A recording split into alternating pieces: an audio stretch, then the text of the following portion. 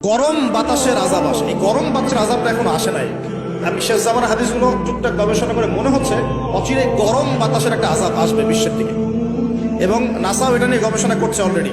সূর্যের মধ্যে অনেক রকম বিক্রিয়া হচ্ছে, তেজস্ক্রিয় বিক্রিয়া হচ্ছে ইত্যাদি, হিলিয়াম গ্যাসের অনেক বিস্ফোরণ হচ্ছে। এগুলোর ওয়েভ বা ফ্লোটা আস্তে আস্তে পৃথিবীর দিকে ধেয়ে আসবে। নবীজি বলেছেন ফালইয়ারতাকিবু ইনদা যালিকা রিহান হামরা। এই রিহান হামরা কথাটা এই হাদিসের মধ্যে আছে। তিরমিজির 2211 নম্বর হাদিস এটা আছে। গরম বাতাস ধেয়ে আসবে পৃথিবীতে, গরম বাতাসের আযাব, গরম বাতাসের আযাব আসবে। ওয়াজালজালা এবং ভূমিকম্প। অন্য হাদিসে আসছে সানাওয়াতু জালাজিল, ভূমিকম্পের বছরগুলো। আর আসছে মুজানুন শাদীদ, বড় মহামারী। আর খাসফুন মানে যে জমিন ধসে যাওয়া, মাসখান মানে চেহারা আকৃতি বিকৃত হয়ে যাবে।